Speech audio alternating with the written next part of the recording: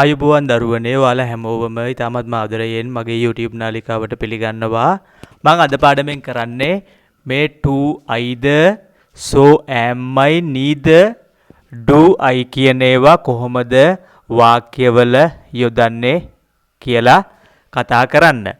අපි යමු මුලින්ම මේ to කියන එකේනා කොහොමද වාක්‍යවල යොදන්නේ කියලා. මේ to යොදන්නේ අපි වාක්‍යයේ අවසානයට.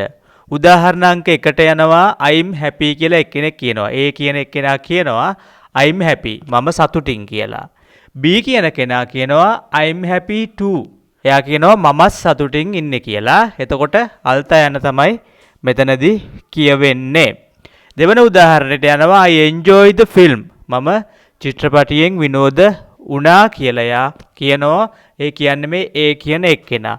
එතකොට B කියන එක්කෙනා කියනවා I enjoy it too.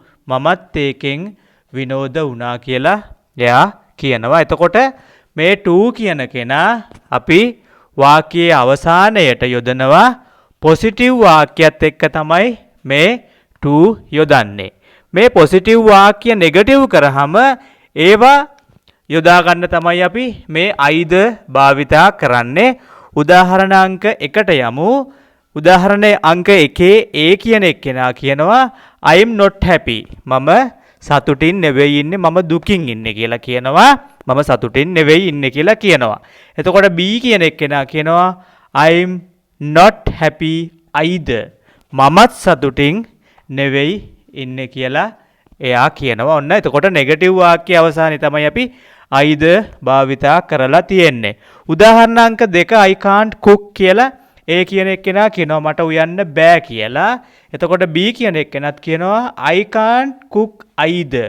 මටත් උයන්න බෑ කියලා එයා කියනවා.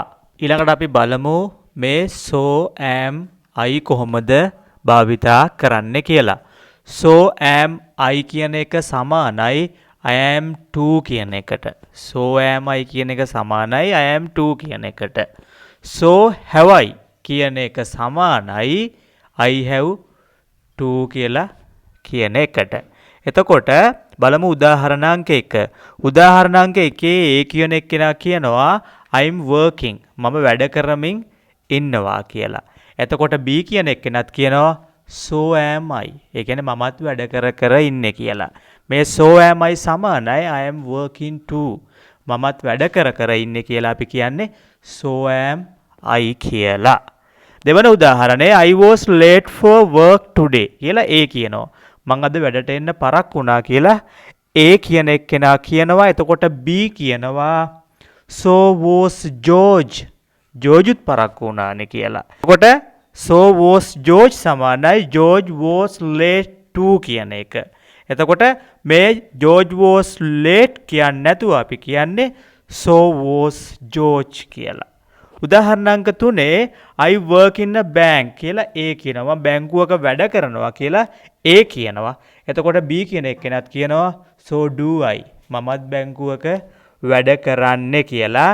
ඒක සමානයි I work in a bank too කියන එක අපි කතා කරනකොට මේ so do I කියනවා මිසක් I work in a bank too කියලා කියන්නේ නැහැ.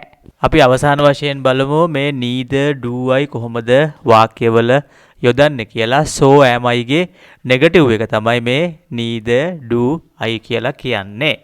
උදාහරණාංක 1ට යනවා. උදාහරණාංක 1 A කියනවා I haven't got a key.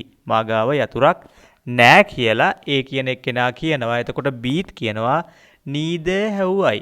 මාගාවත් යතුරක් නෑ කියලා තමයි ඒකෙන් කියන්නේ. උදාහරණාංක 2කින් මේ A කියන එක්කෙනා කියනවා I won't be here tomorrow. මං හෙට මෙහෙ ඉන්න එකක් නෑ කියලා. එතකොට B කියන එක්කෙනා කියනවා neither will I.